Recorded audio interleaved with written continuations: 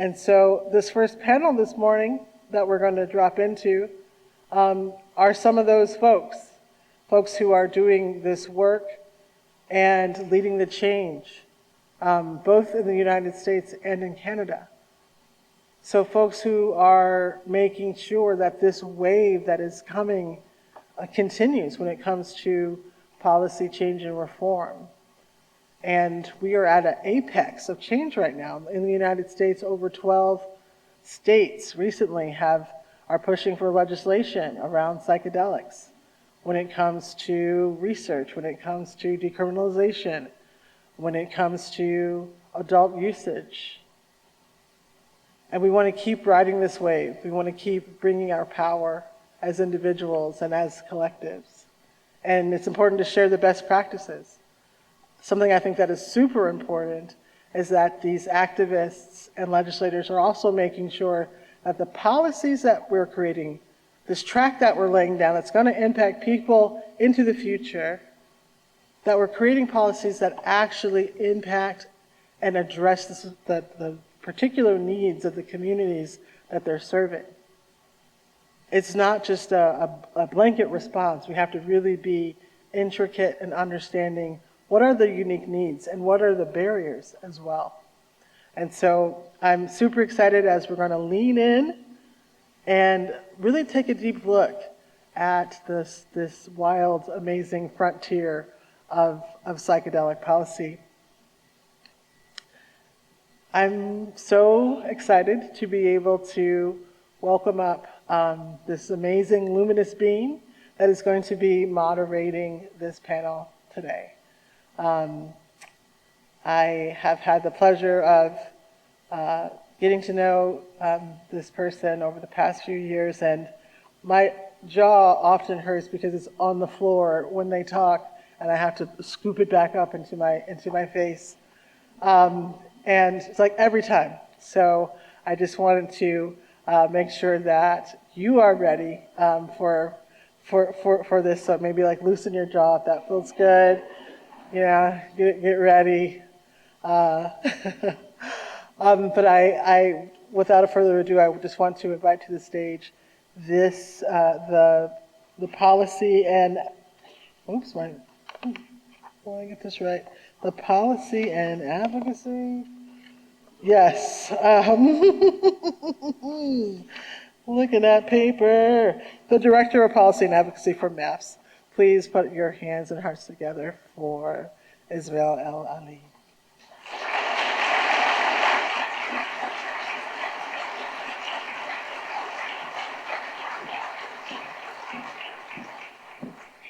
So nice. Thank you, Nipa.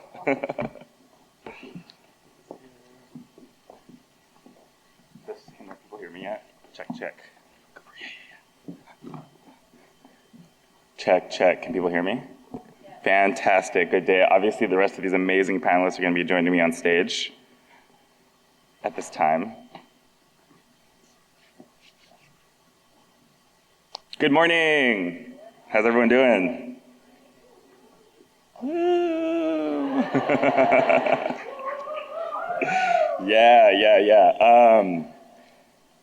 Thank you so much, Hanifa. Always a pleasure. That was maybe the best introduction I've gotten yet, so I'm gonna see if I can live up to it. I really appreciate everyone being here this morning.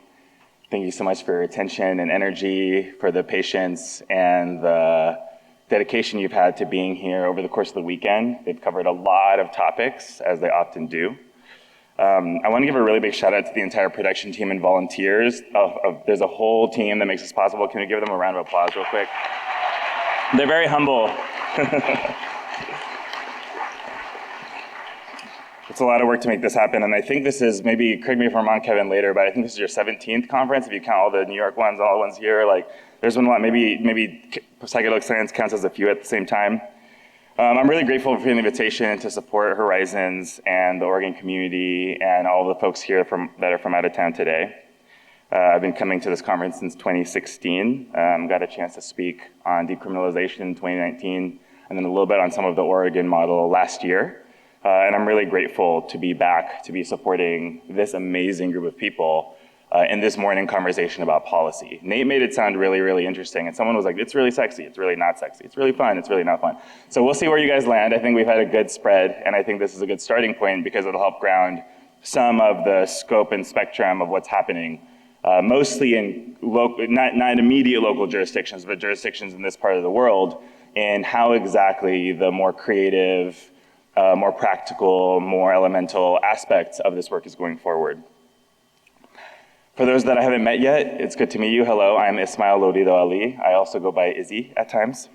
I've been working for the last decade or so to do my best, my part, in designing a responsible post-prohibition paradigm, which can look like a lot of different things, but I really try to work through the lens of just transition that does not leave people behind. So what is the way that we can work together to do things together? And I think that's something that aligns with a lot of the values that I've heard expressed already this weekend. I'm based in Oakland, California, born and raised in California. Parents were immigrants. I've been there my entire life in different parts up and down the state. And I've worked at a number of different organizations over the last decade or so that I've been involved in the drug policy reform movement. I'm currently the Director of Policy and Advocacy, as Hanifa was able to find, at MAPS, the Multidisciplinary Association for Psychedelic Studies. Very briefly, I'll say that a lot of folks are familiar with MAPS's FDA approval work and that drug development. I'm not going to speak so much about that today. But what I'll say is, from a policy perspective, a lot of what I've focused on with my team over the last few years is harmonization. And how do we harmonize different approaches, recognizing that there's a lot of channels for change, some of which you'll hear about today. I like to joke a little bit that we're the psychedelic special ops. We help with advising, semantics, education. But so far, we've mostly stayed out of the business of campaigns and really preferred that local communities do their own work with the campaigns. How do you actually convince, whether it's the legislature or the populace, where to go from here? How do we know? What is the information that we're using to persuade people, or maybe more relevantly, get the obstacles out of the way so they can persuade themselves to take whatever next step we want to take as we're learning, as we're collecting data, as we're doing all the amazing work that you've heard about for the last couple of days. So I'm really curious about how to build confidence in designing our collective next steps. And I feel like some of you maybe were here last year and remember that there was definitely this feeling of we're all stepping a little bit into a void right now. We're all stepping a little bit into something that's not understood. And I think a year later, we now understand even more that we don't understand it, which I think is making people a little bit more confident, which is, I think, a good thing. I'll also just give a shout out. I am a co-founder of the Psychedelic Bar Association. So if there are attorneys or legal professionals that are in the space, we work with them to educate them both on substantive law and policy, but also on the more sensitive and interesting acculturation elements of what it means to be engaging with this work from a professional perspective, especially with that particular lens. And that's really fun because a lot of folks who work in the law, whether or not they want to be, or maybe if they really do, participate in the design of and the scaffolding of some of this structure. But as you'll hear today, it's not just, thank God, lawyers that are involved in the conversation. So last year I spoke a little bit about Oregon. If you haven't already, I invite you to check it out. It's 20 minutes or so, just focused specifically on Oregon. It's like kind of a gentle, friendly critique about where things are at and where to go from there. You've heard a lot about Oregon over the last couple of days. I really feel like the content, especially on Friday, was really amazing at covering some of the technical details of where things are at. And so I'm not going to go into that today, but I do want to give people a shout out because it actually is really thrilling to see people get into the real technical details. Because for a long time, this was really all conceptual, this was really all theoretical, this was really all just a dream, and now you guys have to figure out regulations. So have fun with that part. I think it's the thing that I think that psychedelics have this quality of making things that people find boring really, really interesting. And I think somehow we've all found technical details around taxation, regulation, and insurance really, really interesting suddenly. So I appreciate the expansion and the maturity to get to that point sincerely. You guys with me so far? Okay, great. So today we're going to talk a little bit about this dramatic expansion of psychedelic policy activism and how that's been articulated across the state and in some cases other national levels across the US as well as in Canada. As Hanifa mentioned, over a dozen US states introduced something like 20, 25 or so bills. And that legislation has been looking at research funding, decriminalization, regulated adult use, and a lot more. Notably, 2023 was the first year that we saw attempts to bring forward adult use programs like the one that was passed here and the one that was passed in Colorado in front of the legislature, none of which passed this year.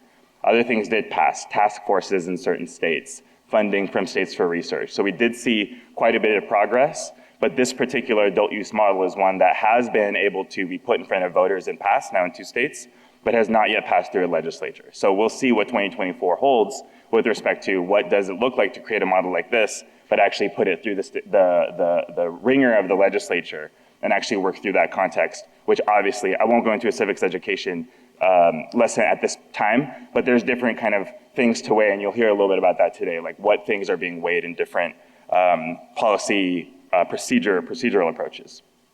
So we'll hear a little bit today about the variety of regional reform initiatives and how legislators, activists, implementers consider and campaign for policy that best fits the community that they're in. I want to touch on 3 really brief themes that I'm thinking about a lot in this conversation. They all happen to start with the letter P, so I'm going to call them the 5 Ps, even though I don't know if that really works here. The first, and I invite you all to consider this as you listen to our speakers today. The first is the tension of principle and practicality. How does the local history, values, political composition, and policy framework in one's jurisdiction affect what's practically possible?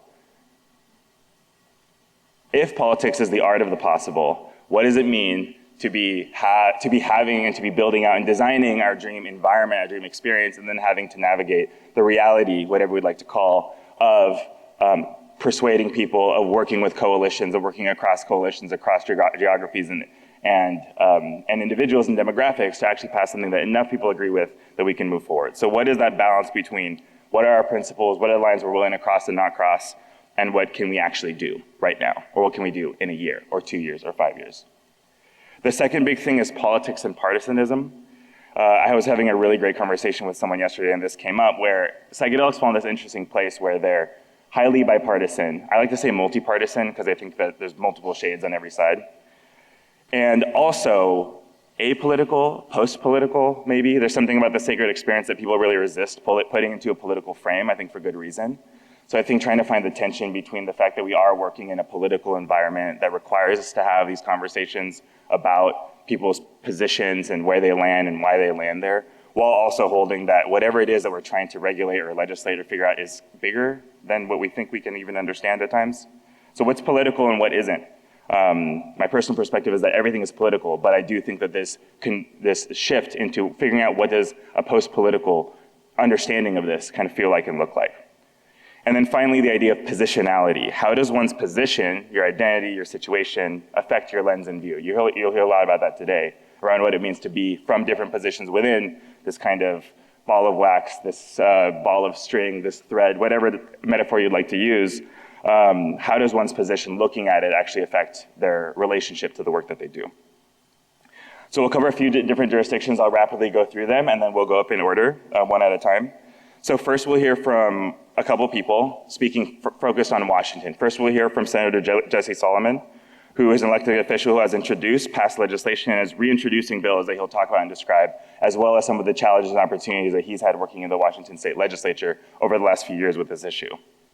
After Senator Salomon, Tatiana Luz Quintana, who's an advocate and educator working in Washington, in the Washington Legislature, or alongside the Washington Legislature, looking at the coalition from the side of the community, both in the bills that Senator Salomon has introduced as well as others, and speak from that perspective.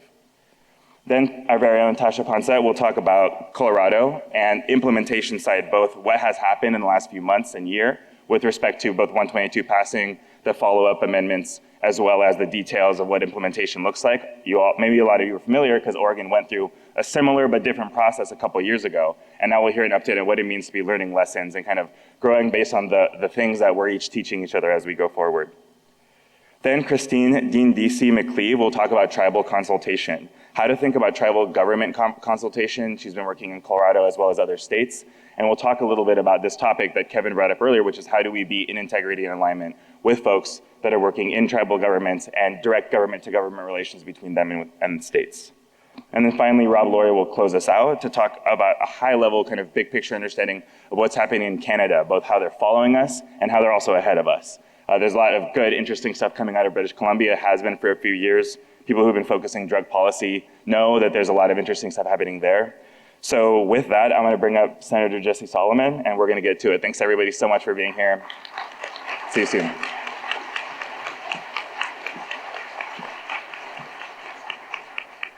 Good morning. Good morning. I'm going to use the podium so you don't know that I'm using my notes. Okay, can we do one more dad joke? Why didn't the skeleton go to the dance? He had no body to go with. I dedicate that one to my son. So, full disclosure, technically speaking, I'm both a politician and a lawyer. I hope to win you back by the end of this. I want to introduce the why. Why am I introducing bills around psychedelic healing? And then I'm going to talk about the framework. There's 4 general models that we could use, and they both have pros and cons. I'm going to talk about that. And then I'm going to get into the real experience over the last couple of years in the legislature introducing this. And I'll say it's not been fully negative. There's been a lot of positives, but it's a very complicated topic to push forward. But I am very hopeful about the future of this policy. I'll say that we in the legislature recognize that addiction across the board is a crisis. Our mental health state in our society in Washington State is in a crisis. And we are really desperate to find a way to address this. I can also tell you from personal experience as a young person, from the age of roughly around 12, for a while, I also struggled with depression, and I do understand to a degree what that is like. I have a close family member who's in recovery, and it was very touch and go for a while. But she's used meditation, a focus on Buddhist healing, not just our traditional AA system. And finally, that's been actually really effective. And so to me, what that calls for is a need to focus on new treatment modalities that center reconnecting with ourselves and with community at a deeper level. Plant medicine is not new by any stretch of the imagination. But we know that there's new research showing that a variety of psychological and physical maladies can be helped by this in a way that we even really never imagined. In other words, I think this is the greatest tool that we're going to have. And the upside is revolutionary. So I think in about 10 years, plant medicine-assisted therapy, for example, will become the new norm and will allow people to move light years faster in their healing. So let's talk about models. What model should we use? There's thousands of years of traditional use, and that modality does not fit neatly into our Western thinking.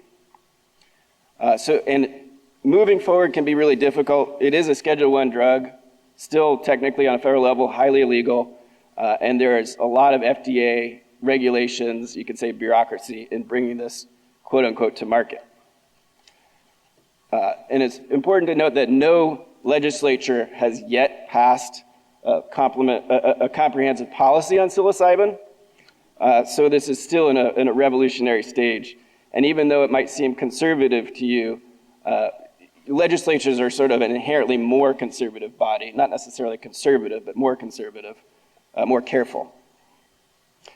My thinking as a policymaker is constantly evolving as I go through this.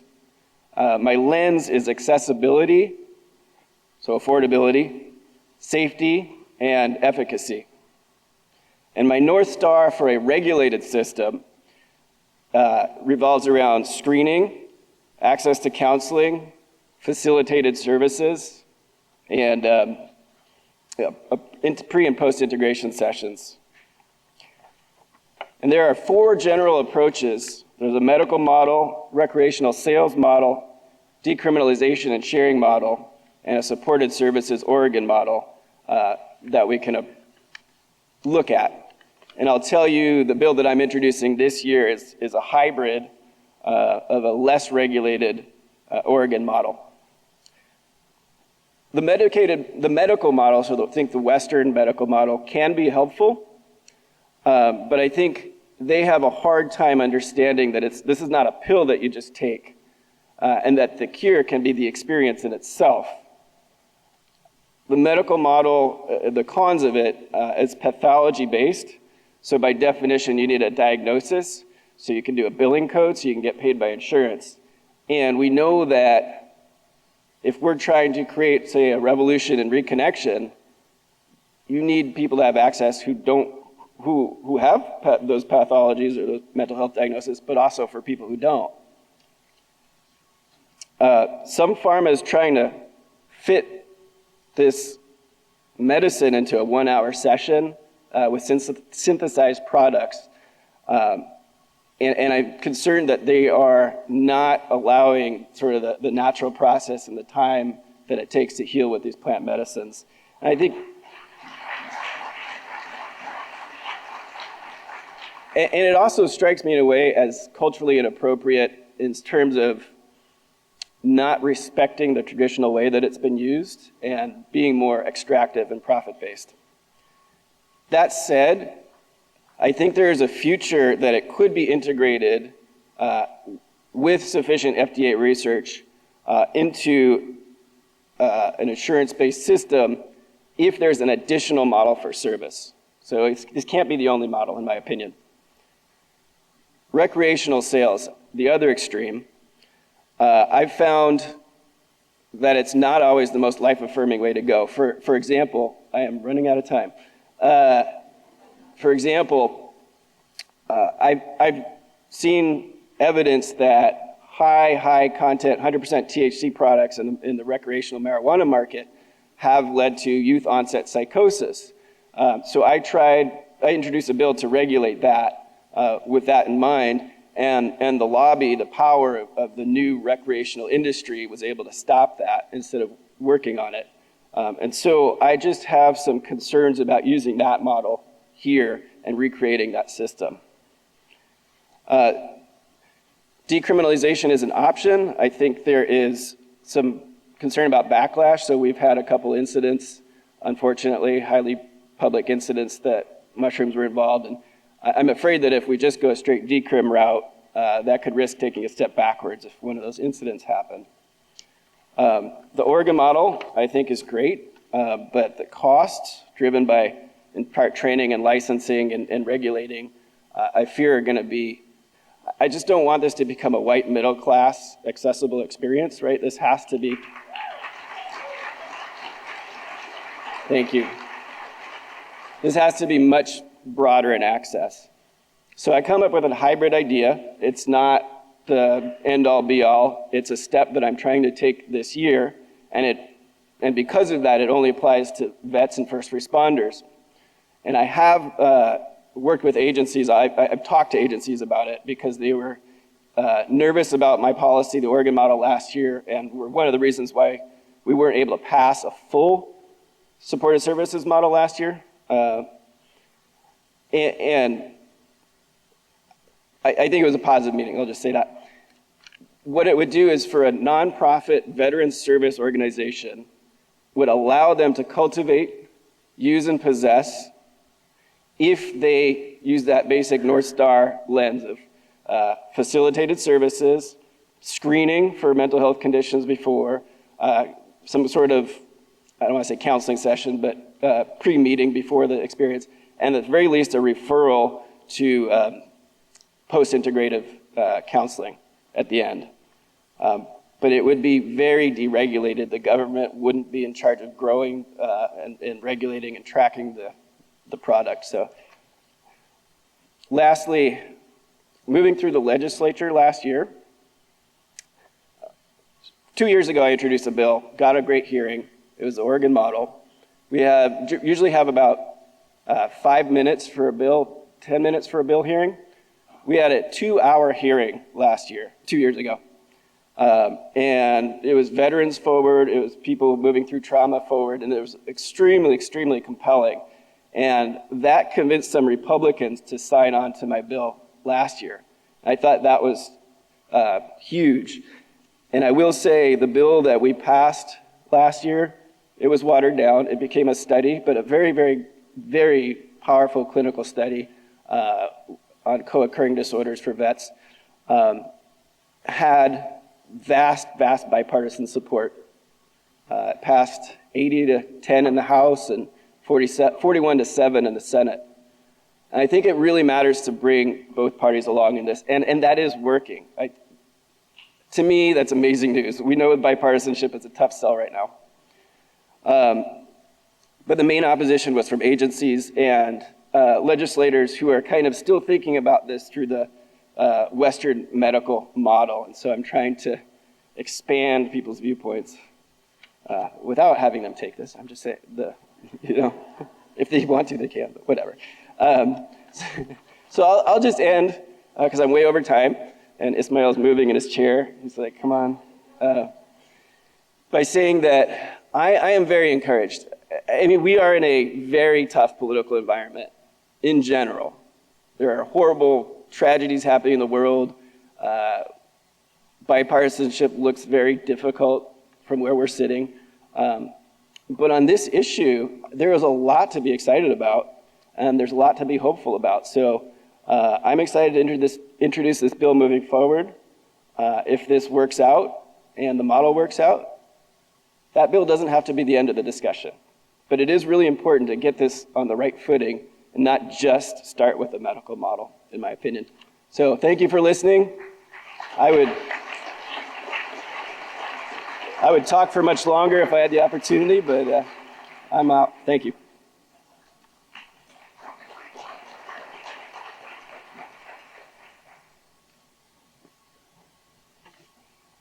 Okay, am I on? Can you hear me? Wow, yeah, I definitely represent the other spectrum, or end of the spectrum on this topic. And I'm really grateful to have the opportunity today to speak. So some of the identities that I hold are that I'm a third generation Boricua from the island of Boriquen, which is also known as Puerto Rico. I'm queer, my pronouns are she, her, and I'm someone whose life has been irrevocably impacted by the war on drugs. And I'm really grateful for the opportunity to be able to be witnessed today, and my views are my own. They don't even necessarily represent all the people that are part of the coalition that we've been building, because our coalition is very diverse. But just being witnessed and practicing putting myself out there as someone who's not used to being seen is really powerful, so thank you for that opportunity.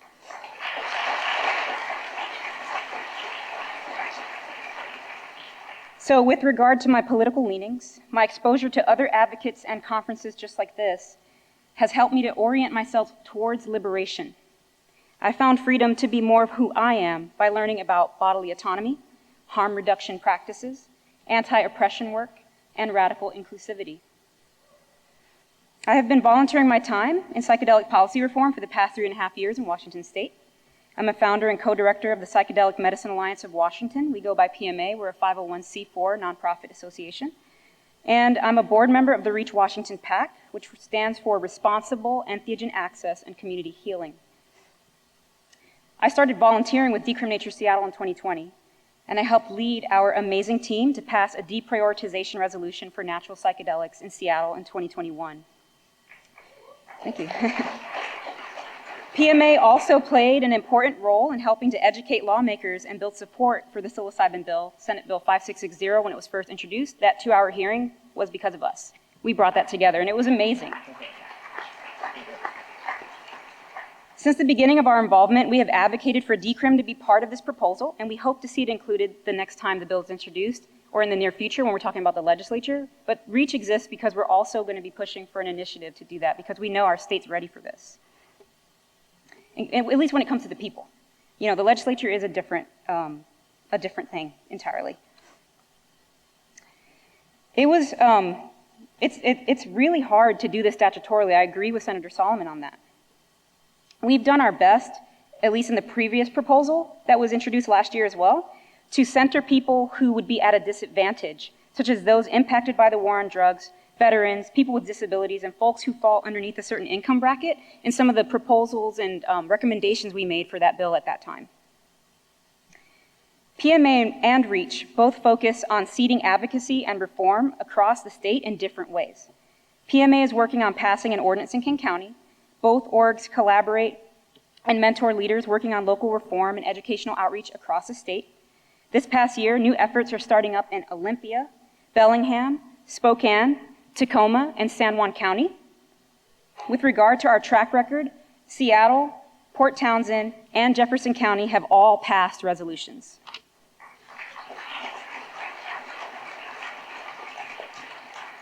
REACH was born in 2022 as a response to the absence of decrim in the legislative psilocybin bill proposal.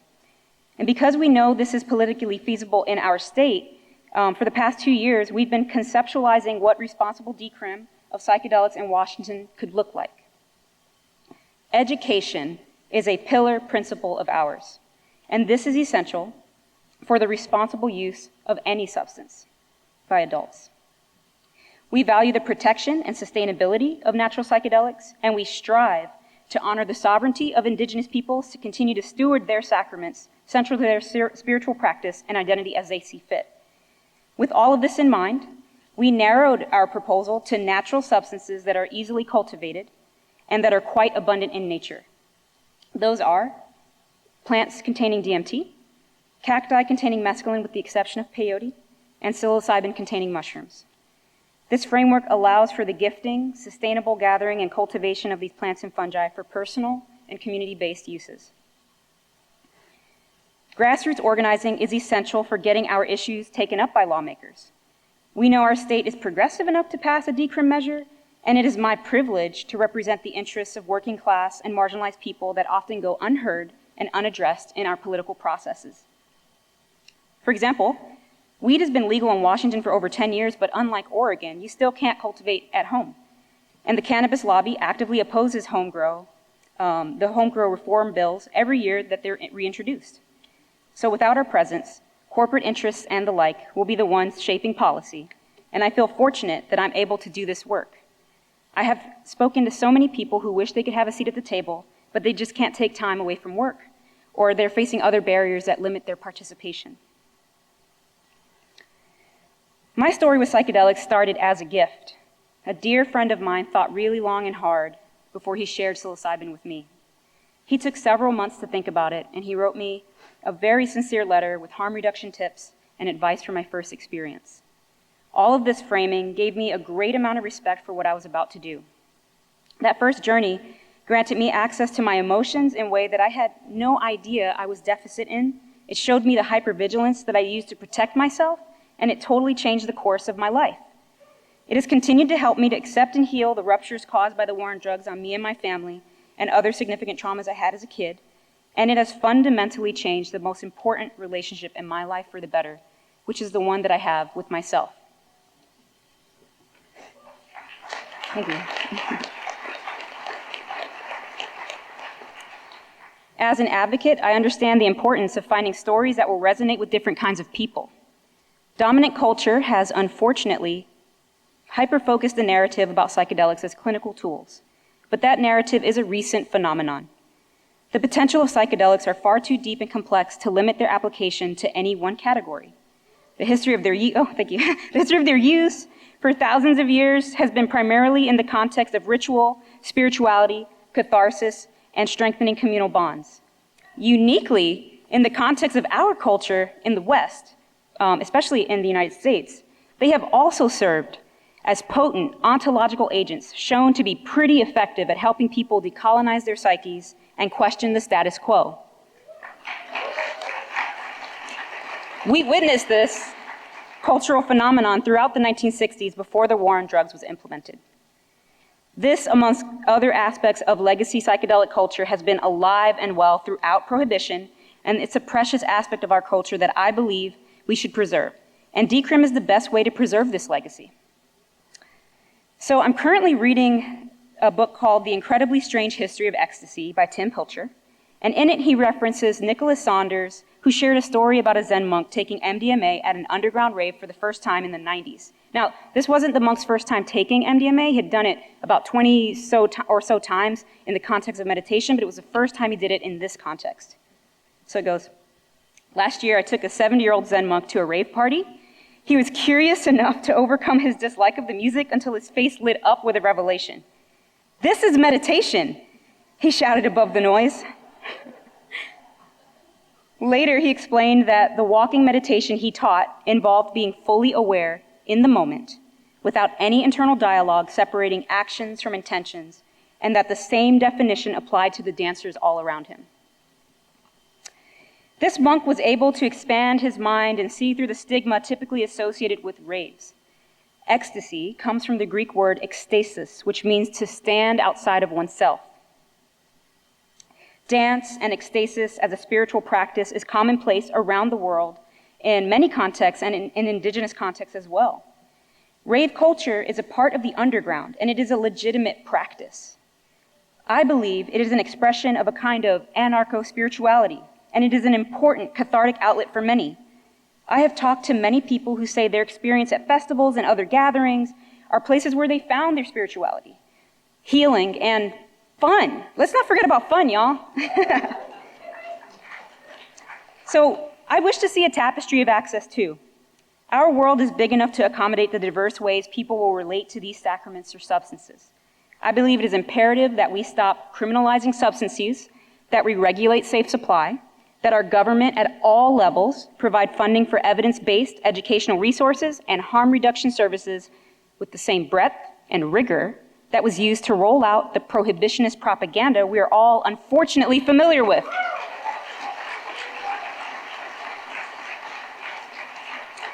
I commend the efforts in Oregon and Colorado, which have pioneered regulated access and pushed the boundaries of what is possible. As these frameworks have rolled out, we're learning that the amount of regulation involved, unfortunately, contributes to the costs. And it's far above what many people can afford right now. I know folks are working on creating scholarships and other kinds of accessibility. However, without further amending our laws to accommodate full decrim, most people will continue to seek access in the underground because of affordability. Our underground communities and our psychedelic societies have provided access in the face of great personal risk. They have kept people experimenting and exploring. They have inspired research, and I believe their rebellion laid the foundation for the psychedelic renaissance we are witnessing today. A post-prohibition future will allow all of the people working in the underground to do so openly, which contributes to having a safer ecosystem. Sorry, I lost my place. Yeah, the threat of criminalization keeps people from reporting harms. It will also allow for the full maturation of organizations focused on developing best practices, ethics and accountability, responsible use, harm reduction, and much more. We're already seeing this process of self-regulation across the country, and decrim would allow this process to flourish. So, in closing, remarkably valuable and meaningful experiences can happen on the dance floor, or with a friend on a hike in the woods, in a yurt somewhere in a beautiful setting. And also, these experiences are just as important and as precious as the kind that can happen while you're listening to a cool playlist with a blindfold on under the guidance of a clinician. I continue to advocate for decrim as a vital piece of this tapestry of access because I believe in your right to choose in what ways and in what settings you want to explore your consciousness. Thank you.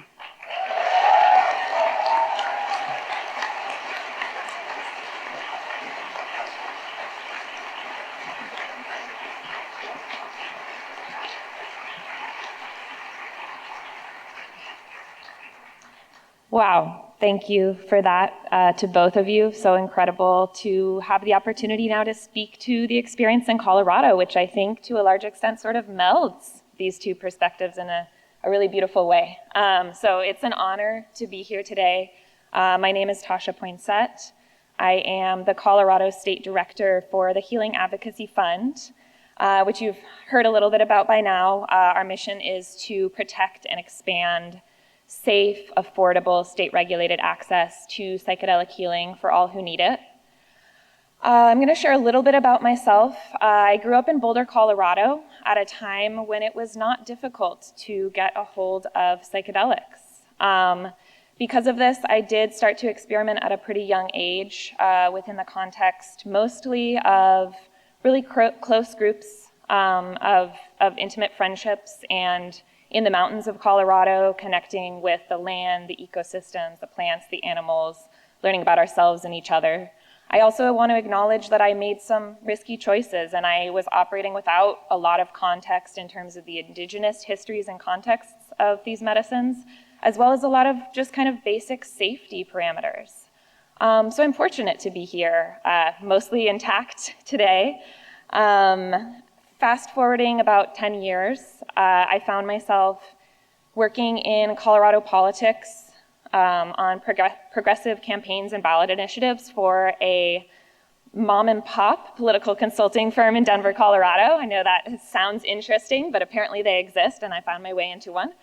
And in that context, I remember in 2020 reading about this psilocybin services initiative in Oregon, and I thought to myself, that's cool. I hope that works out well for them.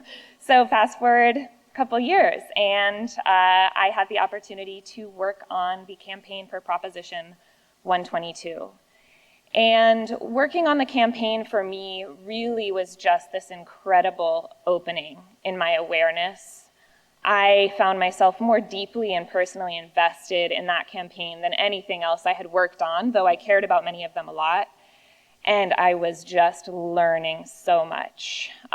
So through that process, though, I was also in my own life in a situation where for the first time I was really learning and talking about mental health with a lot of frequency, and my own mental health was actually rapidly deteriorating. So it was a really fascinating time for me personally.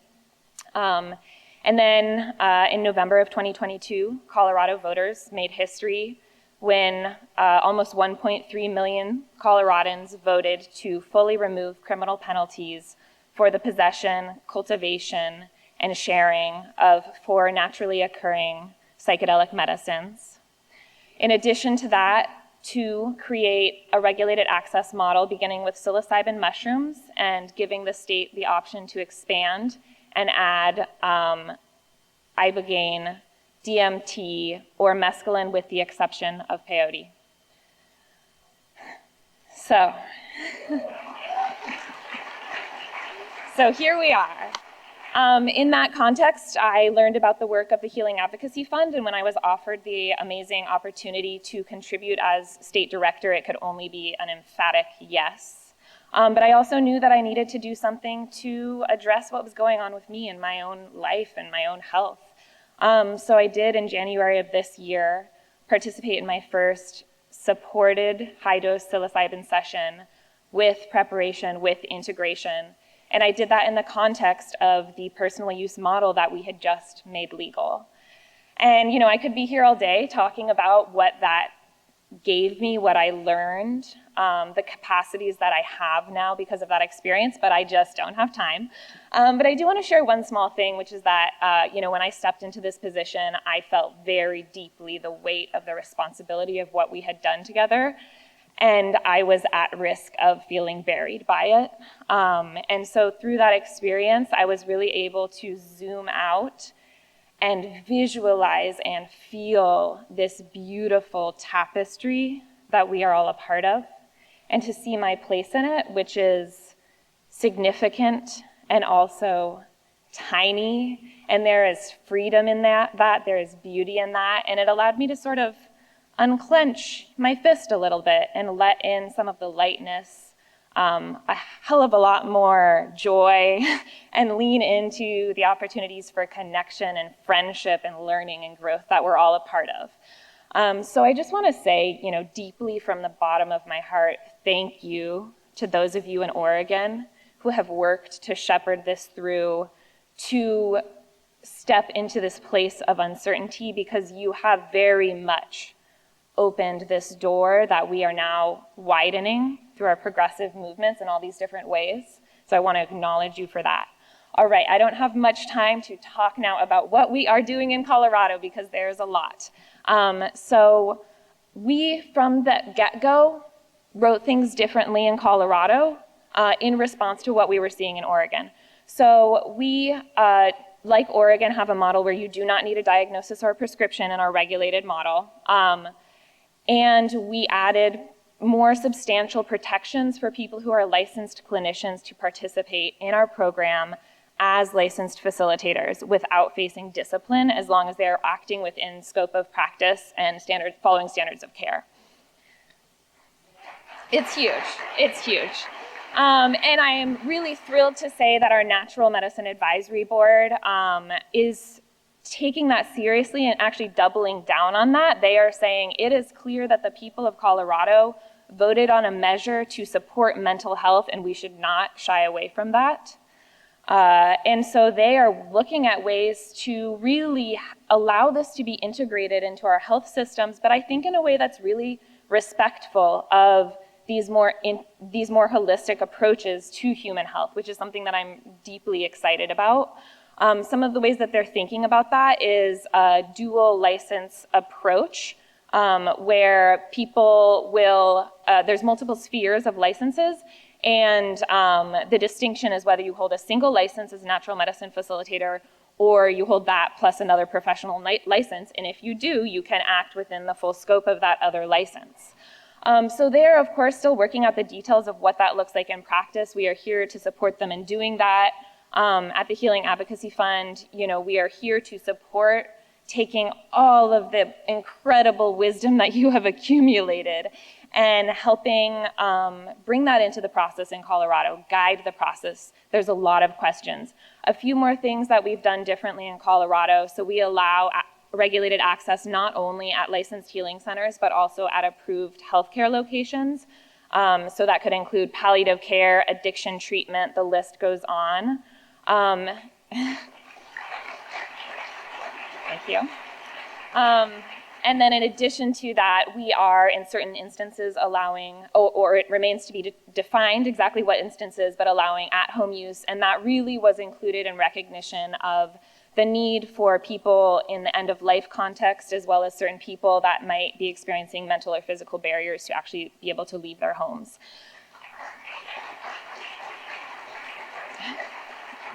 Thank you, I'm excited about it too. And with that, there's a lot of complexity there. There are a lot of challenging questions about how do we create this and do what we need to do to support safety every step of the way, because it's the right thing to do, and also because that's what we need to do in order to be responsible and to shepherd this forward so that we can continue opening doors of access, not just in Colorado, but across the country, across the world. So please, if you have ideas, thoughts, questions, do come find me. I love talking to you. I'm so grateful for the opportunity to speak to you. So many of you in Oregon have been incredibly generous with your time, your wisdom, your expertise, your hard-learned lessons. So thank you for sharing that, and I'm just so excited and honored to be in this journey with all of you.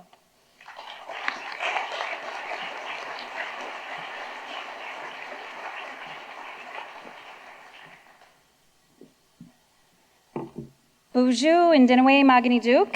Greetings, my relatives. I just want to start by expressing deep gratitude for this space, for all of you, for those who invited us, and for everything that we are bringing together with our collective consciousness, the work that is happening all over, and for your hearts, minds, and spirits to be present here today. I'm super grateful and excited to be here. This is my first Horizons conference. And so Buju and Dinaway Magiduk is my Ojibwe language, Anishinaabe-Moan. I am Turtle Mountain Ojibwe, Diindiisi Indigenous. My name is Diindiisi, that means blue jay in my language. My English name is Christine McCleave.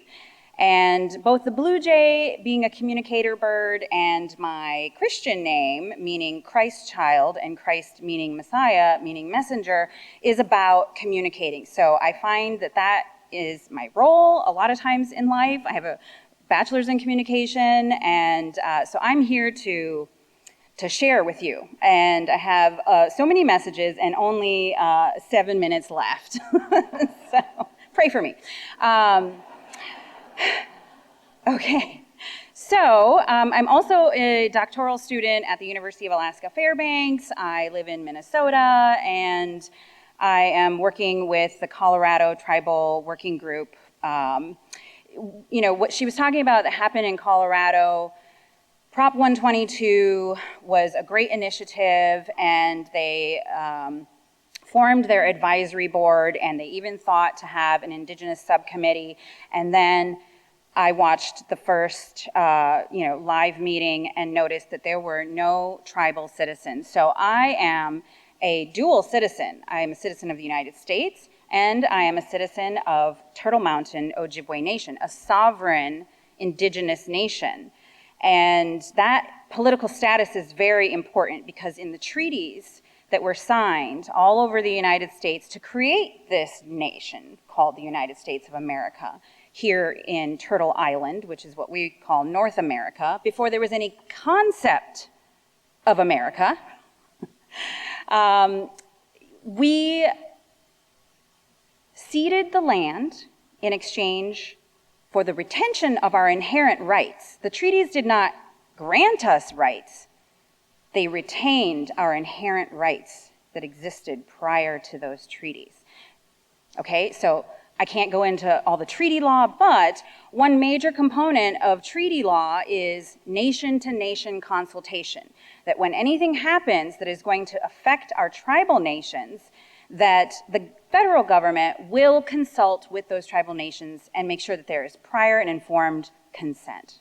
Free and prior. Do you think it happens all the time? Good God, we don't have time to talk about that.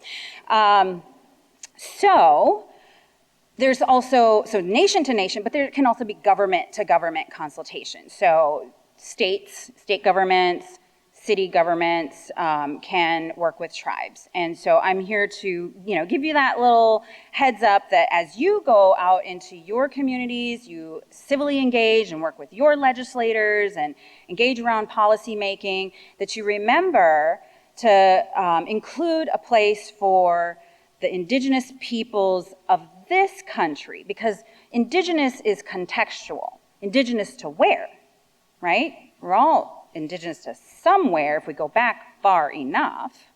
So indigenous to the lands that have been colonized and are so-called Canada, indigenous to the lands that are so-called Mexico or so-called United States. It matters.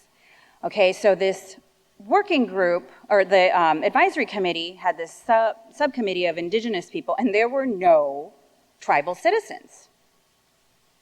There were indigenous people. They were not indigenous to the United States. So that was a moment in which the Native community and grassroots advocacy really swung into action in Colorado, and tribal citizens stepped up and started letting the legislators know that they weren't being represented. And so Prop 122 was then replaced with SB 290. And that is the new legislation that Colorado is going to be implementing. And it has, and I'm going to read you the name because it is very specific and long. A federally recognized American Tribes and Indigenous Community Working Group.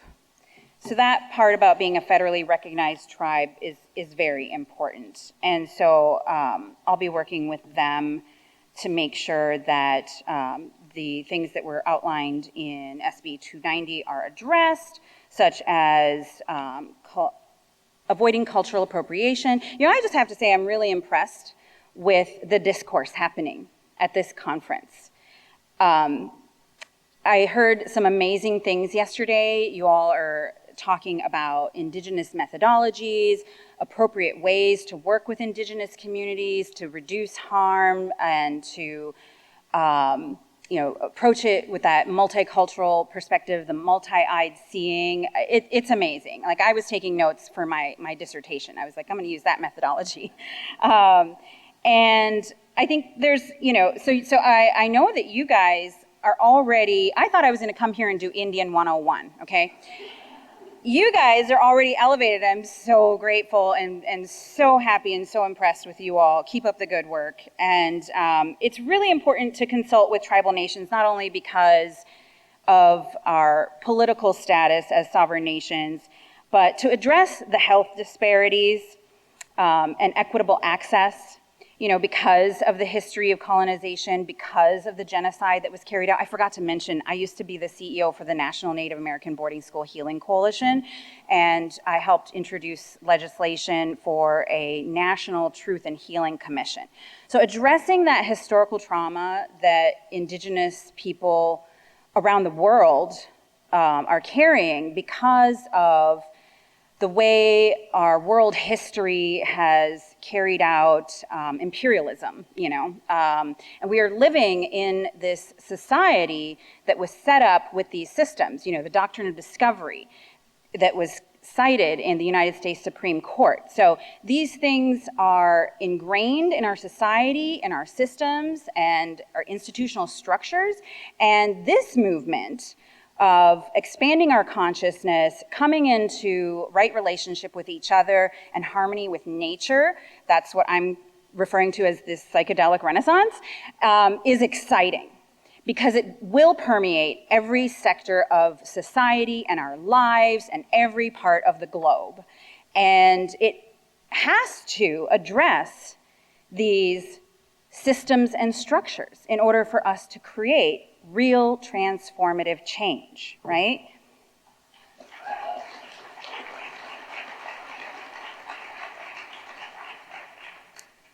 I'm super appreciative of how you all are talking about acknowledging the desire for Indigenous knowledge and wisdom, that sacred, ancient knowledge.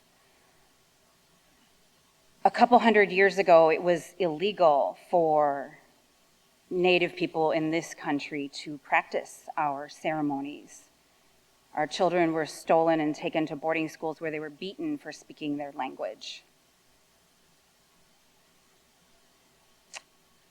And I have a hard time reconciling how the psychedelic movement now just wants that knowledge. It's beyond ironic.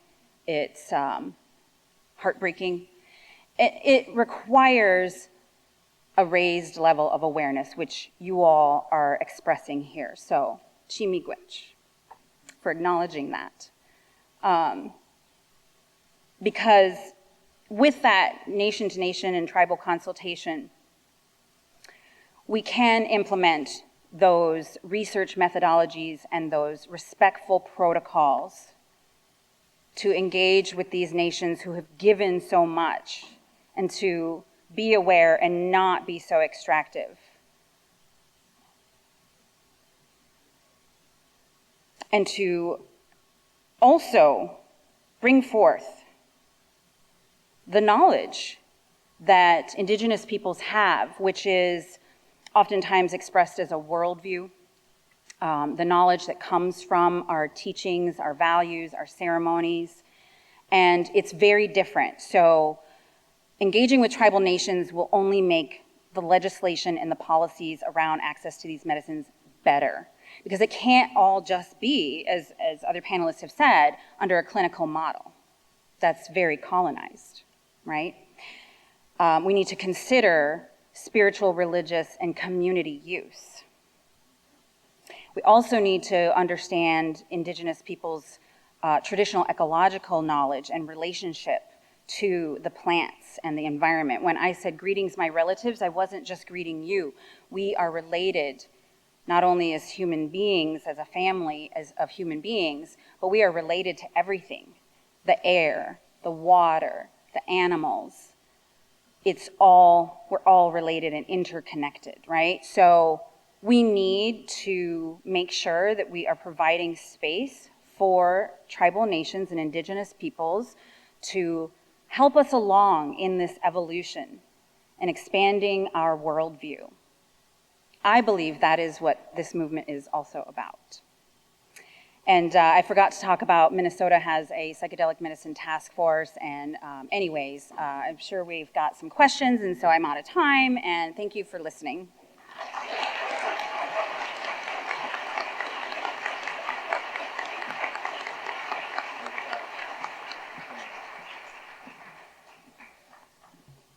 All right, good day, everyone. Eric Swenson, can you hear me in the back? That's my friend Eric.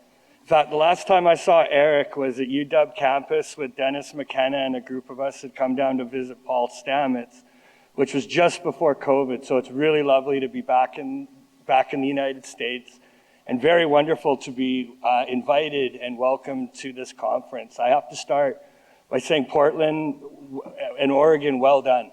I like to think of us up in Canada as a bit more of the wild card in the psychedelics. And I'm going to talk a little bit today about sort of two themes. One is the history or the legacy of direct action activism and passive nonviolent engagement, the history of that in Vancouver with the environmental movement, cannabis, and psychedelics and Indigenous rights are very much interrelated. And the second part of what I'm going to talk about is a Indigenous case that I'm involved on, where we are arguing what are called Section 35 existing Aboriginal rights over cannabis, fungi, and other sacred plant medicines.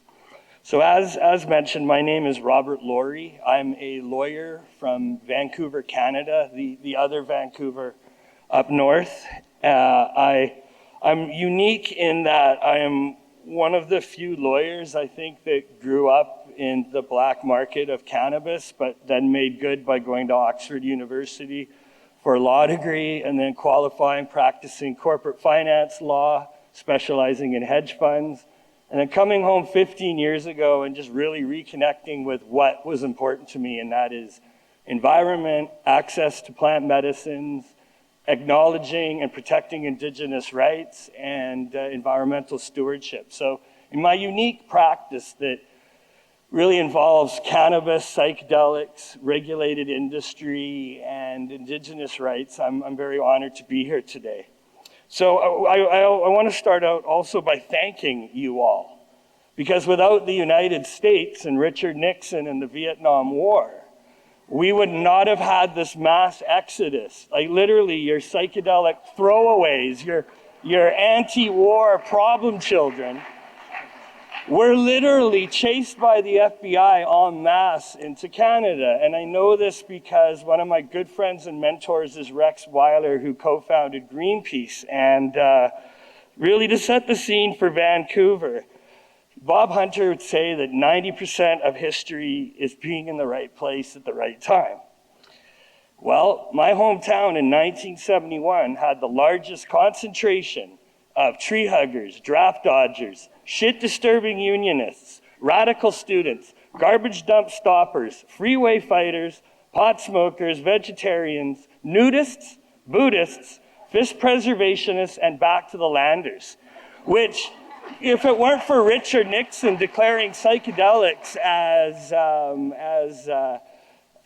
antisocial, being the first government in history to declare rites of passage and birthrights antisocial, well, your loss was our gain. And from that, Greenpeace started in the Unitarian Church on Oak Street. They ended the meeting by saying it was with let's make it a Greenpeace. So that was the early days of the ecological movement. Based on, Amchitka and the Save the Whales, Greenpeace in Vancouver eventually evolved into Greenpeace International. And from that, there is a really great legacy in Vancouver of activism. So jumping forward, you had some characters like Mark Emery and Dana Larson, for example, who can be really credited for, again, challenging the state and initiating what could be said to be a 15-year litany of litigation, which led to the legalization of cannabis. And it's on the backing of that framework which we're now where we are with psychedelics. So Vancouver is incredible because the DEA opened there were two international offices at one point. One was Media Columbia, and the second was Vancouver, because of the pot activism that was going on. So I was legal counsel on a case that involved probably 67 dispensaries that sued the city of Vancouver, the federal government, and the provincial government, which because of that notoriety is what then got me involved in the psychedelic space. And I've been working with Dr. Shannon Dames and the Roots to Thrive people. I like to think of it as I'm kind of their air cover, their legal air cover to what they're doing. And we have what's called in Canada the Canadian Charter of Rights and Freedoms. So the jurisprudence that involves, let's see, right to die, gay marriage, cannabis, abortion, and many others are all under Section 7, which is life, liberty, security of the person.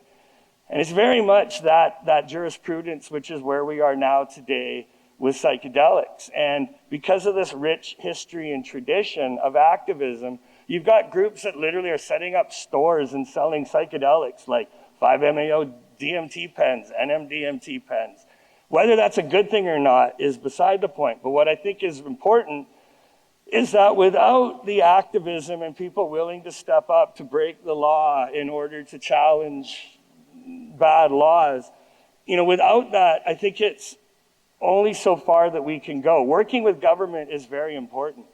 But of course, you have to almost hand up a solution and a strategy to them on a silver platter. And to sum up, my current work that I'm involved in is I filed a constitutional challenge, as mentioned, with Indigenous.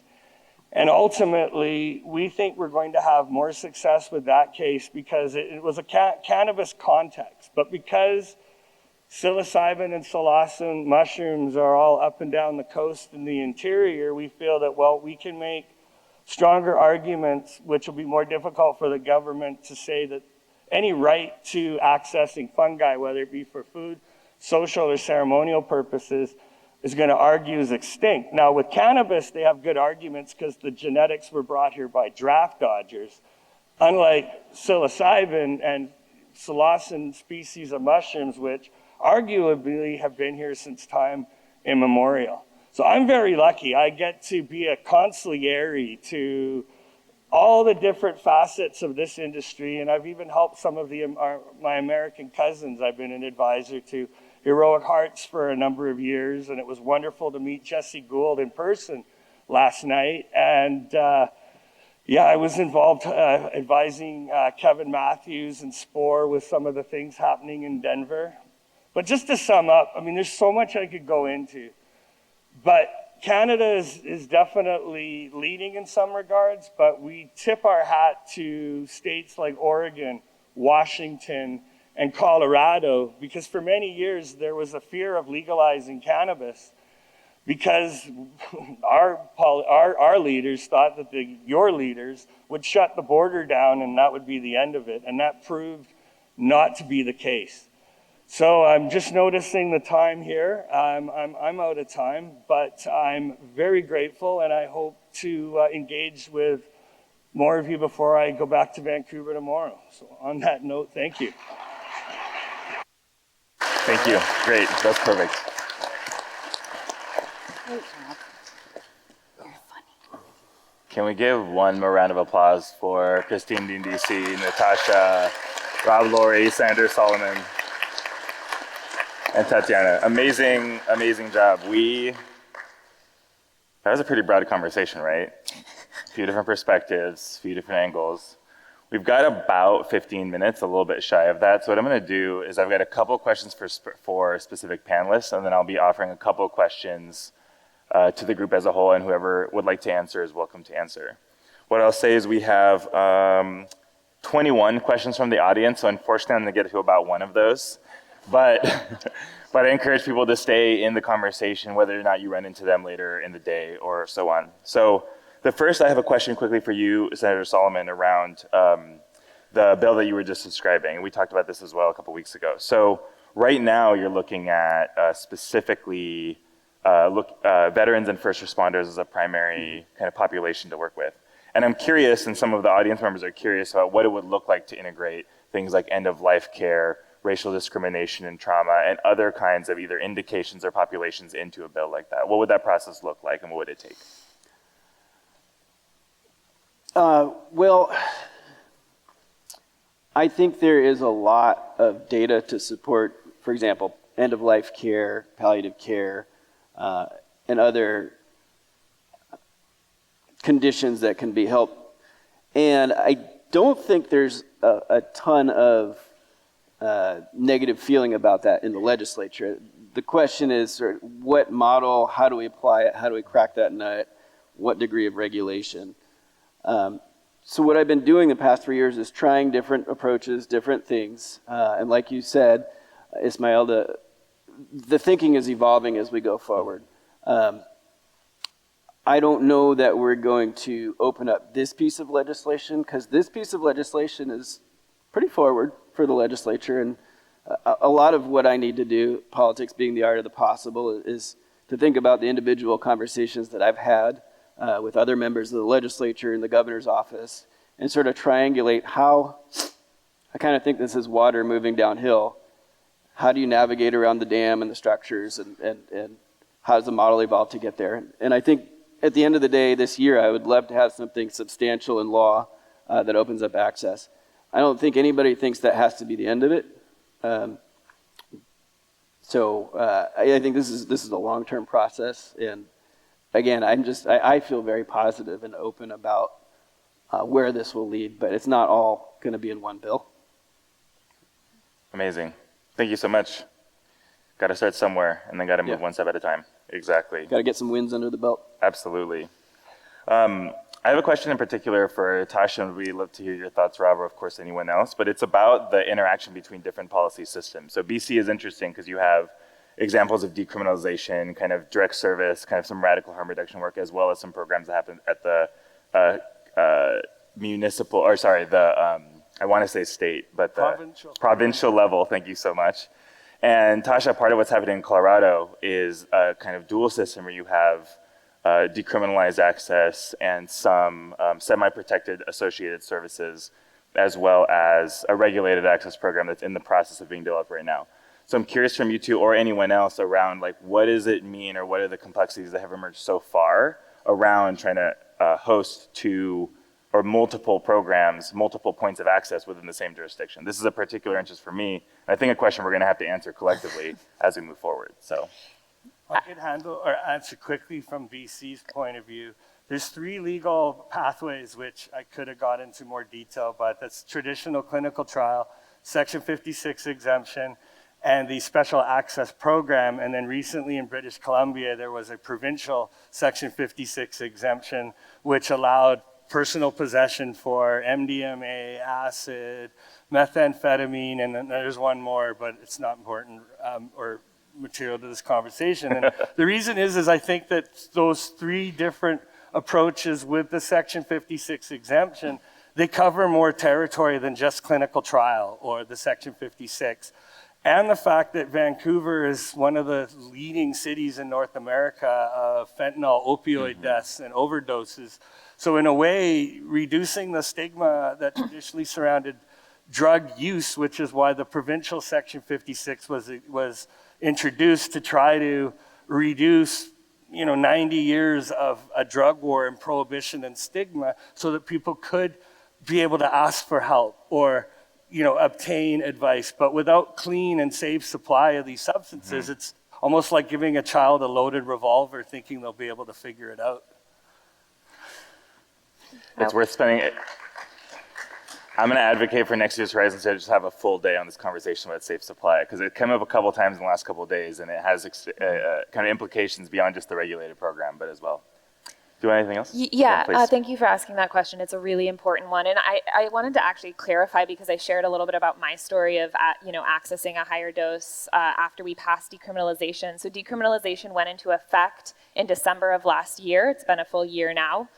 So far, that we're aware of, no major negative events coming out of that. Of course, we're trying to find ways to track that, and that's part of the question. But that what I did was legal within our personal use framework, because I was gifted the medicine, I was gifted the mushrooms, and then I was able to work with somebody who I found through personal networks. And I was in a really privileged position where I had those networks because I'd been working on the campaign. Most people don't. Most people don't exactly think. It turns out, I think, like the group of people in this room, I say that in part because I've been working in public opinion research for the past 4.5 years. I do a lot of polling, so I'm constantly confronted with how the rest of the world doesn't necessarily think like me.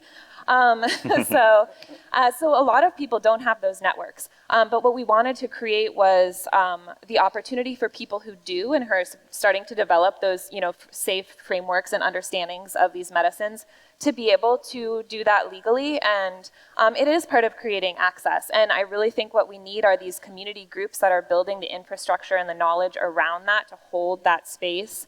So the work that Tatiana is doing is absolutely crucial.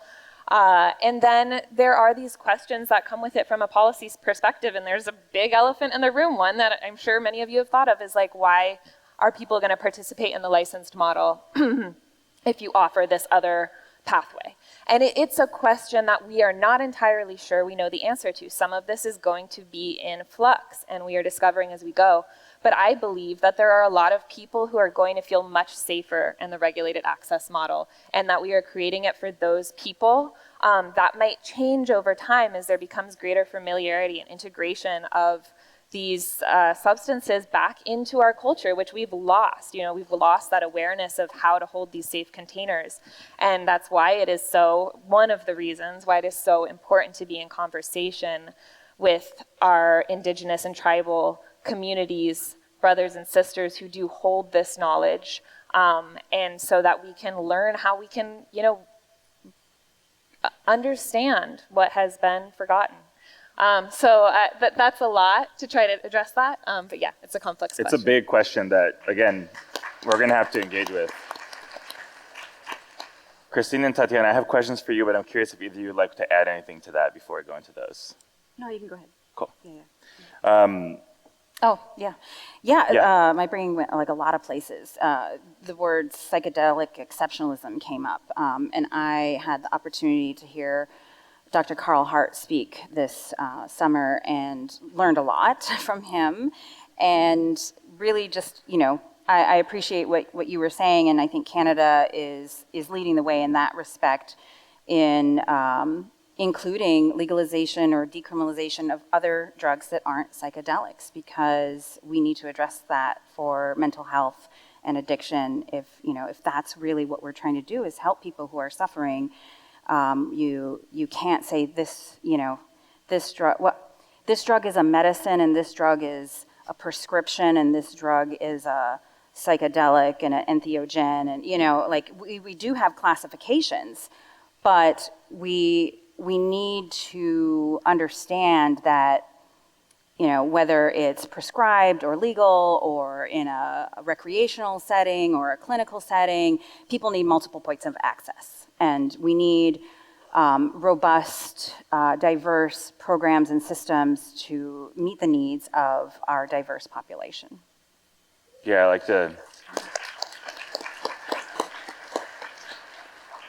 like to think of it as a lot of on-ramps and a lot of off-ramps. Mm-hmm. People who work with underground practitioners of traditional practice tend to not trust people who wear white coats, and people who go to doctors and really want a prescription are unlikely to go in the other direction. So sometimes you need the different points of access, and I think how those picket fences kind of exist between them is going to be one of the biggest factors. So thank you so much for your thoughts. Christine has a follow-up question for you. I have a question about timelines. So there are timelines in legislatures. There's timelines for task forces. There's timelines to get things done before something gets submitted, before comments can come in, da-da-da-da-da. And one of the things that I've been learning working with Indigenous and tribal populations over the last years in this work has to do with the difference between timelines that exist in the legislative or the political realm and the difference of timelines with respect to building trust and relationship. So I wonder if you could speak a little bit to the tension there and how you personally or your work has engaged with the political process and its movement, and how that does or does not work, or how that does or does not challenge that relational aspect. Thank you. I love that question, and I'm over here giggling, and he gets it. As soon as you said timelines, my mind went somewhere else. Oh no. Right? You guys get it too. Oh my God. Yeah, because the easiest way to describe it, thank you, is 7 generations of thinking, right? So we honor our ancestors, the 3 generations that came before me, my parents, my grandparents, and my great-grandparents. What did they go through? What did they learn? What did they pass down? what did they suffer? What can we improve upon? What did they endure, right? What did they set into place? They prayed for me. They prayed for my children. They prayed for the future generations, just as I pray for my children and their children and my great-grandchildren. And there is the 7 generations with me in the middle. And so that's what 7 generations mean when Indigenous people say that we think in terms of 7 generations. And in that respect, time is different for us. It's not linear. I know I'm getting weird up here. How do you implement that into legislation? Well, let's see. You think, you acknowledge the past. You learn from the past and where we've been. And oh my God, are we learning? We are on quite the learning journey, are we not?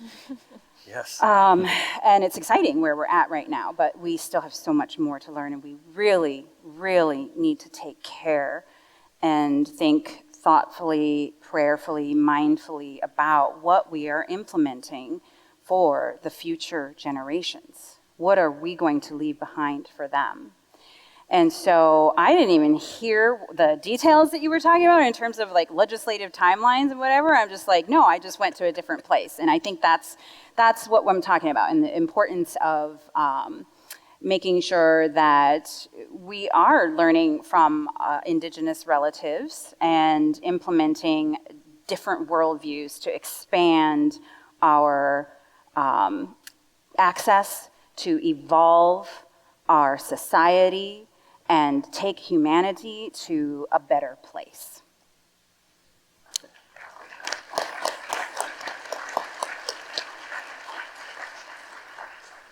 I think you answered the question.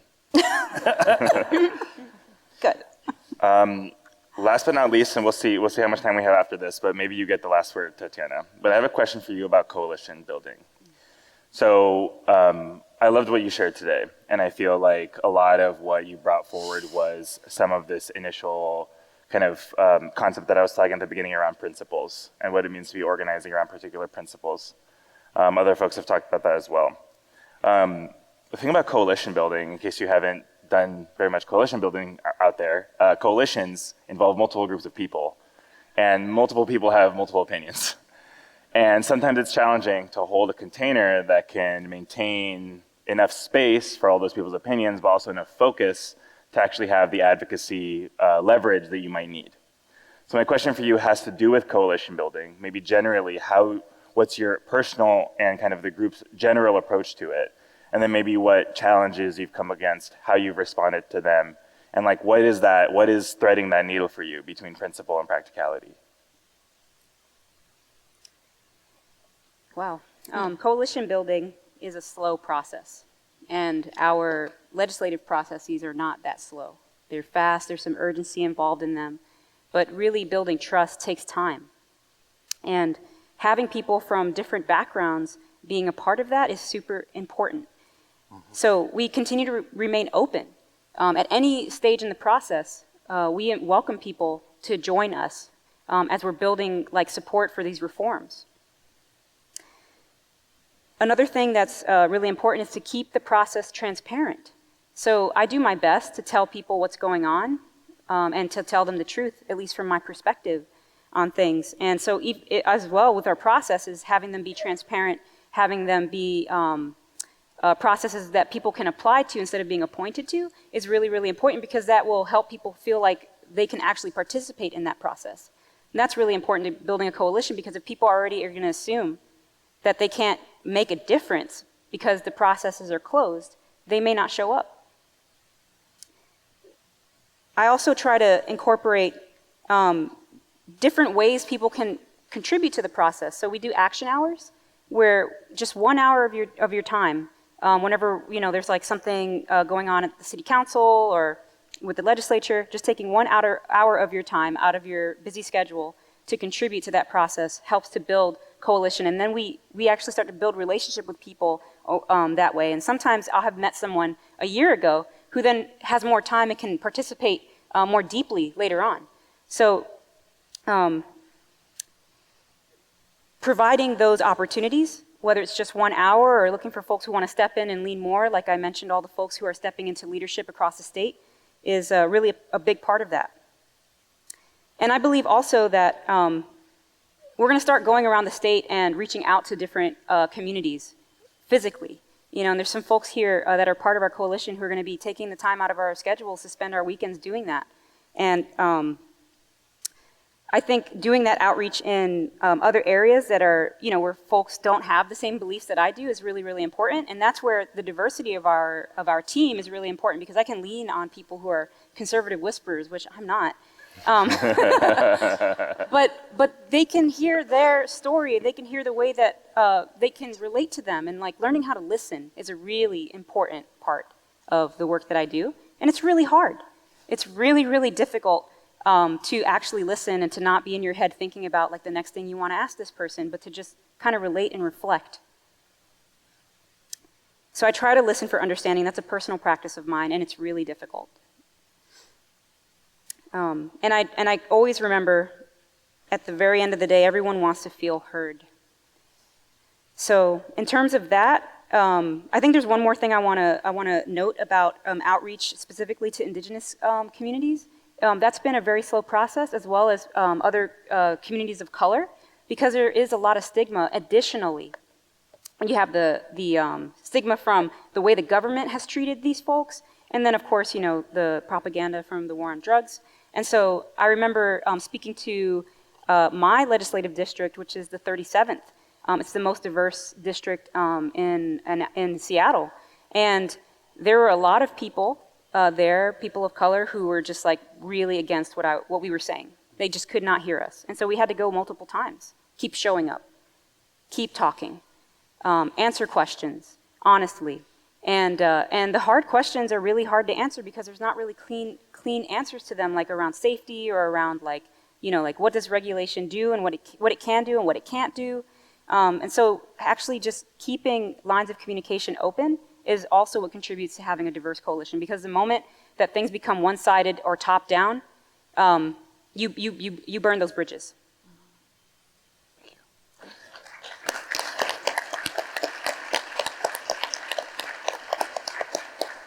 I feel like that learning how to listen and that reminder is a great closing point for this panel. So can we thank the panelists just one more time? Thank you guys so much for that amazing work.